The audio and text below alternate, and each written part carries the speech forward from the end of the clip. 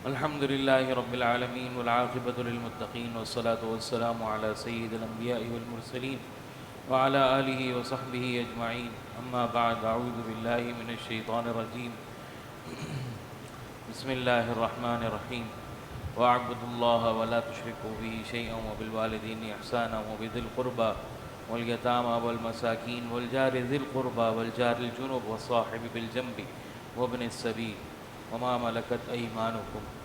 قال النبي صلى الله عليه وسلم: ما زال جبريل يوصيني في الجار حتى ظننت أنه سيورث، أو كما قال عليه الصلاة والسلام.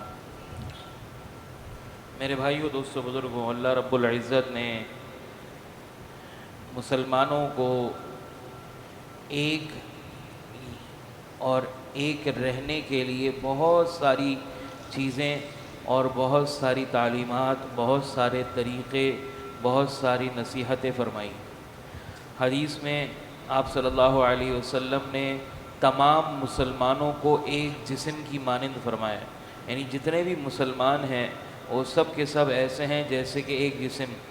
مثل المؤمنین فی توادہم وتراحمہم کمثل جسد واحد. ایک جسم کی مثال ہیں، جیسے کہ، اور اس کی مثال دی آپ صلی اللہ علیہ وسلم نے، اگر آنکھ میں درد ہو جائے، تصاہر الجسد کلہ، تو اگر آنکھ میں یا جسم کے کسی ایک حصے میں درد ہو جائے تو پورا جسم اس کی وجہ سے تکلیف میں آ جاتا ہے، جس کی وجہ سے بخار بھی ہو جاتا ہے اور جس کی وجہ سے رات کو نیند بھی نہیں آتی. آنکھ میں درد ہے، نیند نہیں آ رہی، سر میں درد ہے، نیند نہیں آ رہی، جسم میں کہیں پھوڑا پھنسی ہو گیا ہے، بخار چڑھ گیا ہے. حالانکہ پورے جسم کو کوئی تکلیف نہیں ہے، صرف اس حصے کو تکلیف ہے جس میں بیماری ہے، لیکن اس کی وجہ سے پورا جسم پریشان ہو جاتا ہے. تو آپ صلی اللہ علیہ وسلم نے فرمایا کہ مسلمانوں کی مثال ایسی ہے جیسے کہ ایک جسم ہوتا ہے کہ ایک عضو میں بھی اگر تکلیف ہو تو سارا کا سارا جسم اس کی وجہ سے پریشان ہوتا ہے.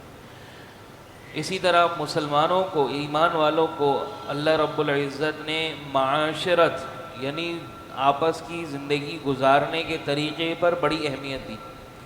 ہم آپس میں کیسے رہیں ایک دوسرے سے، مسلمان سے کیسا رہے، اس کی کئی مرتبہ احادیث بیان کی گئی کہ مسلمان کا مسلمان پر کیا حق ہے، مسلمان کے ساتھ کس طرح برتاؤ کرے.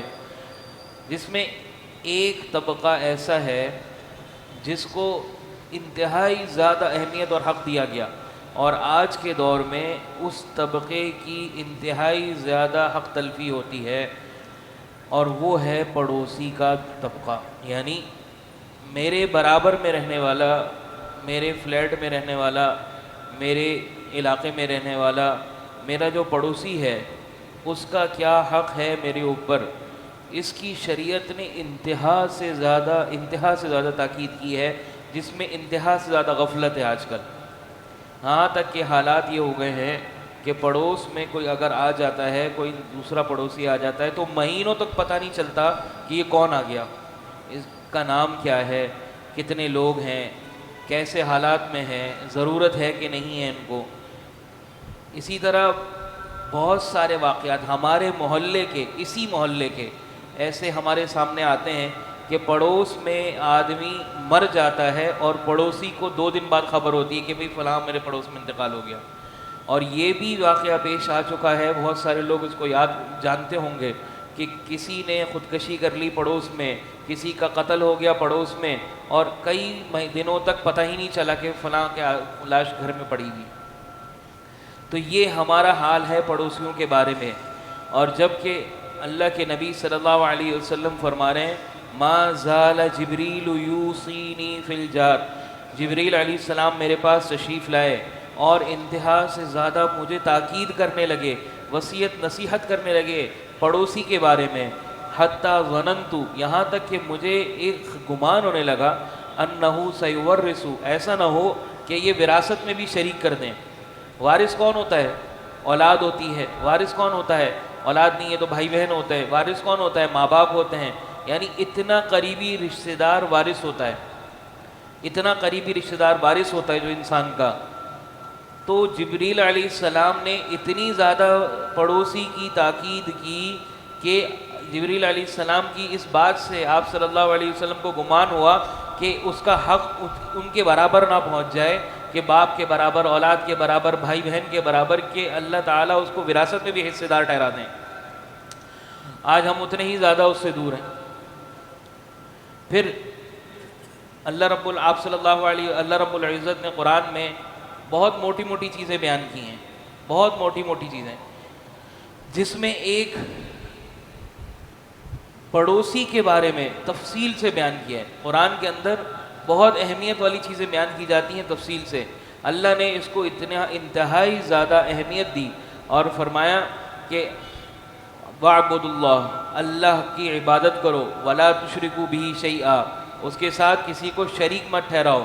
اس کے بعد کچھ احکامات اسی ایک ہی آیت میں بیان کیے اور فرمایا وَالْجَارِ ذِي الْقُرْبَى، اور احسان کا سلوک کرو اس پڑوسی کے ساتھ۔ 3 قسم کے پڑوسی بیان کیے ہیں۔ اس پڑوسی کے ساتھ بہترین برتاؤ کرو، اس پڑوسی کے ساتھ، اس پڑوسی کے ساتھ تمہارا معاملہ بہت اچھا ہونا چاہیے۔ کون سا پڑوسی؟ ذی القربہ، جس کے تمہارے ساتھ قرابت بھی ہو، یعنی تمہارا رشتہ دار ہو وہ۔ دوسری تفسیر اس کی بعض علماء نے لکھی ہے کہ اس کا مطلب مسلمان پڑوسی ہے۔ مسلمان پڑوسی، کیونکہ آپ صلی اللہ علیہ وسلم کے زمانے میں یہودی، مسلمان، عیسائی، مسلمان، کفار سارے ایک مل کر رہتے تھے، تو کوئی پڑوسی مسلمان تھا، کوئی کافر تھا، تو اس لیے یہاں پر یہ بیان کیا گیا جو مسلمان پڑوسی ہے سب سے زیادہ حق اس کا ہے۔ اور دوسرا مطلب ہے کہ جو رشتہ دار پڑوسی ہے، کیونکہ ایک ہی قبیلے کے لوگ، ایک ہی خاندان کے لوگ ایک علاقے میں رہ رہے ہیں، آج بھی ایسے ہی ہے، گاؤں دیہاتوں میں چلے جائیں، ہمارے اسی پنجاب میں KPK میں چلے جائیں، وہاں پر اسی طرح ہے، ایک گاؤں میں ایک خاندان کے سارے لوگ بس رہے ہیں، تو کوئی چچا ہے، کوئی تایا ہے، کوئی ماموں ہے، کوئی پھپھا ہے، کوئی پھپھی ہے، کوئی خالہ ہے، سب آپس میں مل کر رہ رہے ہیں۔ تو وہ پڑوسی جس کے ساتھ تمہاری قرابت ہو، اس کا حق تم پہ سب سے زیادہ ہے۔ والجار الجنب، دوسرے نمبر پہ وہ پڑوسی ہے جس کا تمہارے ساتھ کوئی رشتہ نہیں ہے، یا وہ مسلمان نہیں ہے لیکن تمہارا پڑوسی ہے، یعنی کافر ہونے کے باوجود اللہ نے اپنے دشمن کو بھی پڑوسی ہونے کی حیثیت سے حق دے دیا کہ یہ میرا دشمن ہے لیکن تمہارا دشمن نہیں ہے، تم اس کے پڑوسی ہونے کی حیثیت سے اس کا اچھا سلوک کرو۔ اور تیسرے نمبر پہ حیران کن بات یہ ہے وَصَاحِبِ بِالْجَنْبِ، وقتی طور پہ جو آدمی دوسرے آدمی کے برابر میں بیٹھ جائے، سفر کے دوران، مسجد میں، کسی جگہ پہ، کسی لائن میں کھڑا ہو، کہیں بھی ہو، ایک سیٹ کے برابر میں دوسری سیٹ پہ جو آدمی بیٹھ جائے وہ تمہارا پڑوسی، اس کے ساتھ احسان کا معاملہ کرو۔ آج ہمارا کیا ہے، بس کے اندر بیٹھے ہیں، کئی مرتبہ دیکھا، بس کے اندر بیٹھے ہیں، تھوڑی سی جگہ اگر کوئی اٹھ کے جاتا ہے تو دوسرا آدمی بیٹھنے سے پہلے، بیٹھا ہوا آدمی چاہتا ہے کہ میں اچھی جگہ، زیادہ جگہ لے لوں، آرام سے ہو جاؤں، اس کو چاہے چھوٹی جگہ مل جائے، نہیں بیٹھ سکے یا جو بھی ہو، وہ کھل کر بیٹھنا چاہتا ہے کہ جی میں کھل کر بیٹھ جاؤں۔ تو یہ تو ہمارا حال ہے، اور پھر ہم کہتے ہیں ہم ترقی نہیں کرتے۔ ایسی قوم کیا ترقی کرے گی جو صرف خود غرضی میں ہو، جس کو اپنا پتہ ہو، گھر کا دروازہ کھولا، کوڑا باہر رکھ دیا، اب بلی آ گئی، اس نے پھاڑ دیا، پورے سارے جو ہے وہ فلیٹ کے کوریڈور میں کوڑا پھیل گیا۔ آپ کے پڑوسی سے آپ کے کوڑے کو تکلیف ہو رہی ہے، ہمیں کیا، بلی نے پھاڑ دیا، ہم نے تھوڑی کچھ کیا۔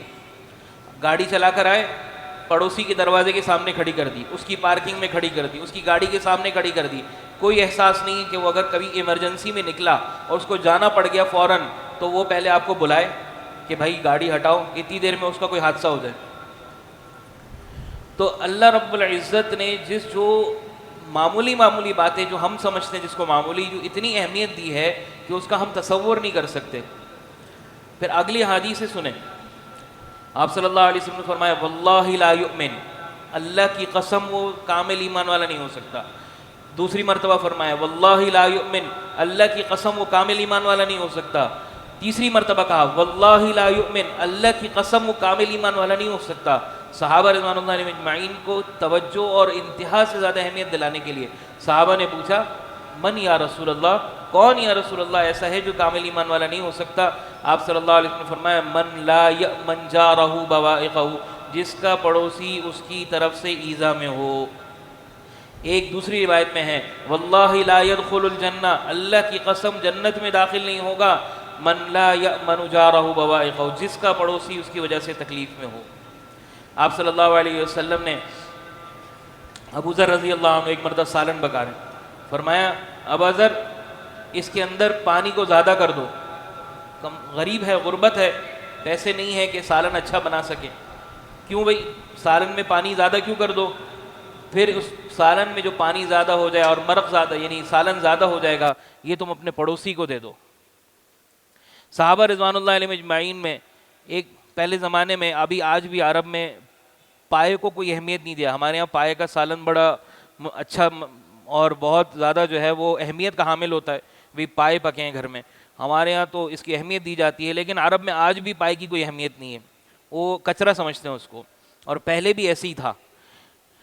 تو آپ صلی اللہ علیہ وسلم نے فرمایا، عورتوں کو مخاطب کرا، لا تحقرن جارتن لجارتها، کوئی بھی عورت کسی پڑوسن عورت کا ہدیہ کو حقیر نہ سمجھے، ولو فرسن شاتن، چاہے وہ کسی جانور کے، کسی بکری کے پائے ہی کیوں نہ بھیج دیے جائیں اس کے گھر پہ، یعنی پائے انتہائی حقیر چیز تھی، وہ بھی اگر ہدیے کے طور پہ پکا کر سالن بنا کر بھیج دیا جائے تو بھی اس کو حقیر نہ سمجھا جائے۔ یعنی معمولی سی بات بھی اگر ہو، کسی کو معمولی سی چیز بھی اگر آئے تو اس کو بہت زیادہ اہمیت دی جائے کہ بھئی میرے پڑوسی کی طرف سے آیا ہے، گھر کے اندر اچھا کھانا بنے پڑوسی کے بھیج دو۔ ہم بچپن میں ایک چیز سنا کرتے تھے، اب تو شاید آج بچوں نے، وہ اتفاق کی بات ہے، بعد میں پتہ لگا بڑے ہو کر کہ یہ تو غلط ہی ہے، ایک حدیث سنا کرتے تھے کہ جی اگر اچھے پھل گھر میں پھل آئیں تو پھل کھا کر چھلکا باہر نہ پھینکو کہ پڑوسی کے بچوں کو تکلیف ہوگی اس سے، آپ صلی اللہ علیہ وسلم نے منع فرمائی۔ یہ حدیث نہیں ہے، پہلے زمانے میں حدیث کے طور پہ بڑے بچوں کو بتایا کرتے تھے، آج شاید کسی بچے کو اس پڑوسی کے بارے میں پتہ بھی نہیں ہے کہ پڑوسی کا بھی کوئی حق ہوتا ہے، پڑوسی بھی کوئی چیز ہوتی ہے، اس کی بھی کوئی اہمیت ہوتی ہے۔ تو اللہ رب العزت نے اتنی اہمیت دی ہے۔ پھر ایک اور عجیب بات، اتنا بڑا حق دیا کہ اگر کوئی آدمی اپنا گھر بیچتا ہے، اگر میں اپنا گھر بیچنا چاہوں، آپ اپنا گھر بیچنا چاہیں، تو شریعت کے اعتبار سے، یہ شریعت نہیں قانونی بھی اعتبار سے، قانون بھی ہمارا کبھی کبھی شریعت کے مطابق چل جاتا ہے، جس کو حق الشفعہ کہتے ہیں، وکلاء یہ بات جانتے ہیں، علماء بھی جانتے ہیں، شفعے کا حق ہوتا ہے۔ یہ کیا ہوتا ہے؟ یہ پڑوسی کو دیا، اور یہ شریعت نے دیا۔ وہ کیا دیا کہ اگر میں اور آپ کوئی گھر بیچنا چاہتے ہیں اپنا، تو پہلا درجہ یہ ہے کہ ہم اپنے پڑوسی کے پاس جائیں، پوچھیں کہ بھئی ہم اپنا گھر بیچ رہے ہیں، اتنے پیسے میں بیچ رہے ہیں، کیا آپ خریدنا چاہتے ہیں؟ وہ کہے میں نہیں خریدنا چاہتا، تو پھر آپ بیچ سکتے ہیں۔ بالفرض آپ نے بغیر پوچھے بیچ دیا، پڑوسی سے پوچھا نہیں کہ آپ گھر خریدنا چاہتے ہیں میرا نہیں چاہتے، آپ نے گھر بیچ دیا اپنا، پڑوسی کو قانوناً بھی حق حاصل ہے اور شرعاً بھی حق حاصل ہے کہ وہ شفعے کا دعویٰ دائر کر دے، یعنی وہ آپ سے کہے کہ یہ گھر آپ نہیں بیچ سکتے فلاں کو، یہ گھر میں خریدوں گا، اور قانوناً اور شرعاً دونوں اعتبار سے آپ پر لازم ہوگا کہ آپ اپنی ڈیل کو کینسل کریں گے، اس سے اس کے رقم جو لی ہے اس کو واپس کریں گے آپ، اور اس پڑوسی کو اتنی رقم میں آپ گھر اپنا بیچ دیں گے، یعنی وہ آپ کے گھر بیچنے میں بھی آپ کے معنی بن سکتا ہے، اللہ نے اتنا حق دیا ہے پڑوسی کو۔ تو میرے بھائیوں، دوستوں، بزرگوں، آج ہم یہ سوچتے ہیں کہ جی پڑوس میں جو رہنے والے ہیں ان کا کوئی حق نہیں ہے۔ ایک صاحب آپ صلی اللہ علیہ وسلم کے پاس، شریعت کا مزاج یہ ہے کہ کبھی کسی کی برائی نہ کرو، کسی کی برائی لوگوں کے سامنے نہ لاؤ۔ آپ صلی اللہ علیہ وسلم کے پاس ایک آدمی، ایک صاحب تشریف لائے، فرمایا یا رسول اللہ میرا پڑوسی بہت تنگ کرتا ہے مجھے، کہا کہ صبر کرو، چلے گئے۔ دوسری مرتبہ کچھ عرصے بعد دوبارہ آیا کہ میں صبر کیا لیکن بہت تنگ کرتا ہے، میں برداشت سے باہر ہو گیا۔ آپ صلی اللہ علیہ وسلم نے فرمایا اپنا گھر سے سامان، شریعت کا مزاج کیا ہے میں نے پہلے بتایا کہ کسی کی برائی کسی کے سامنے نہ کرو، یعنی کسی کی برائی کو ظاہر نہ کرو، پردہ پوشی کرو، پردہ دری نہ کرو، عیب پر پردہ ڈال دو، لیکن پڑوسی کے معاملات میں اصول توڑ دیا شریعت نے۔ یہ کہا آپ صلی اللہ علیہ وسلم نے کہ اپنا سامان نکالو اور روڈ پر بیٹھ جاؤ، اور لوگ آنے جانے والے جب پوچھیں تو تم ان کو کہنا کہ میرا پڑوسی تکلیف پہنچاتا ہے مجھے۔ ان صحابی نے اپنا سامان نکالا، روڈ پر بیٹھ گئے، لوگ آ رہے ہیں پوچھ رہے بھئی کیا بات ہے، کہا کہ میرا پڑوسی مجھے تکلیف پہنچاتا ہے، یہاں تک کہ شریعت نے اس آدمی کی تکلیف کو لوگوں تک پہنچانے کی اجازت دے دی جو پڑوس کو تکلیف پہنچا رہا ہے۔ پھر ایک آپ صلی اللہ علیہ وسلم کے سامنے ایک صحابیہ کا ذکر ہوا، ایک عورت کا ذکر ہوا، فرمایا کہ کثرت صلاتها وصیامها، بہت نفلیں پڑھتی ہے، بہت عبادت کرتی ہے، تہجد گزار ہے، ولیکن تؤذی جیرانہا، لیکن آپ صلی اللہ علیہ وسلم نے پوچھا پڑوسیوں سے کیا معاملات ہیں؟ تؤذی جیرانہا، اپنے پڑوسیوں کو تکلیف دیتی ہے۔ آپ صلی اللہ علیہ وسلم نے فرمایا ہی فی النار، یہ جہنم میں جانے والی ہے۔ فرمایا لا خیر لہا، اس کے اندر کوئی قسم کی خیر نہیں ہے۔ دوسرا ایک عورت کا تذکرہ ہوا، فرمایا کوئی زیادہ نماز کی پابند، زیادہ نفلوں کی پابند نہیں، فرائض پورے کرتی ہے، فرائض پورے کرتی ہے لیکن نفلوں کا اہتمام نہیں، تہجد گزار نہیں، نفلی روزے نہیں، فرض روزے فرض نمازیں پوری کر لیتی ہے، لیکن پڑوسیوں سے بہت اچھا معاملہ ہے، تو آپ صلی اللہ علیہ وسلم نے فرمایا فِيهَا فِي الْجَنَّةِ، یہ جنت میں جانے والی ہے۔ اب بہت سارے لوگ اس سے سمجھتے ہیں، ایک نئی بات نکال لیتے ہیں، جی حقوق العباد اصل ہیں، اصل تو حقوق العباد ہیں، ان کا اصل ہوگا، حقوق اللہ تو معاف ہو جائیں گے۔ کیسے معاف ہو جائیں گے بھائی؟ حقوق العباد، اللہ بڑا ہے کہ بندہ بڑا ہے؟ اللہ بڑا ہے تو حقوق اللہ ہی بڑے ہوئے نا۔ لیکن یہاں پر یہ بیان کرنا مقصود نہیں ہے، یہاں صرف یہ بیان کرنا مقصود ہے کہ آپ کی نفل نمازیں، آپ کے نفل روزے، آپ کی تہجد گزاریں، آپ کی نفلی صدقات، یہ سب کچھ اپنی جگہ پہ، لیکن آپ کا آپ کے پڑوسی سے، آپ کے رشتہ داروں سے، آپ کے ایمان والوں سے یہ معاملہ الگ ہے۔ اس سے آپس میں موازنہ نہیں کر سکتے کہ ایک آدمی نماز نہیں پڑھتا، ہاں لیکن معاملات تو اچھے ہیں نا، تو معاملات اچھے، نماز کا پہلے سوال ہوگا، فرائض پورے کرنے ضروری ہیں، یہاں نفل نمازوں کی بات ہے، نفل روزوں کی بات ہے، یہاں فرائض کی بات نہیں ہو رہی۔ تو اللہ رب العزت نے ہر چیز کو درجہ دیا ہے۔ اب یہ پڑوسی ہمارا جو بھی ہے اس کا ہمارے اوپر کیا حق ہے، یہ ایمان کے برابر۔ آپ صلی اللہ علیہ وسلم نے فرمایا کہ وہ آدمی کبھی ایمان والا نہیں ہو سکتا، من بات شبعانا، جو پیٹ بھر کے سو جائے، وجارہ جائع، وہ اس کا پڑوسی بھوک کی حالت میں ہو۔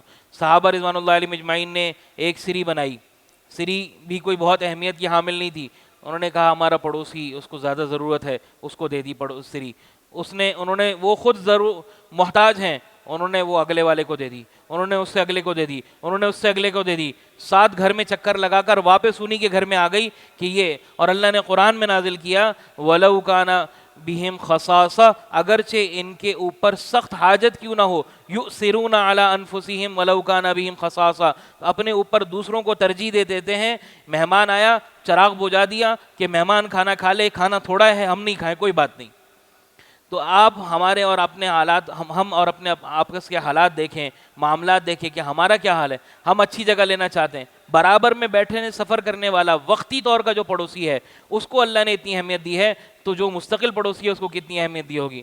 اللہ تعالی ہم سب کو عمل کی توفیق عطا فرمائے، اسلام کے صحیح احکامات پر عمل کرنے کی توفیق عطا فرمائے، اخلاقیات کو بہتر کرنے کی توفیق عطا فرمائے، اور جو شریعت کے احکامات ہیں ان پہ 100% عمل کرنے کی توفیق عطا فرمائے۔ وآخر دعوانا الحمدللہ رب العالمین۔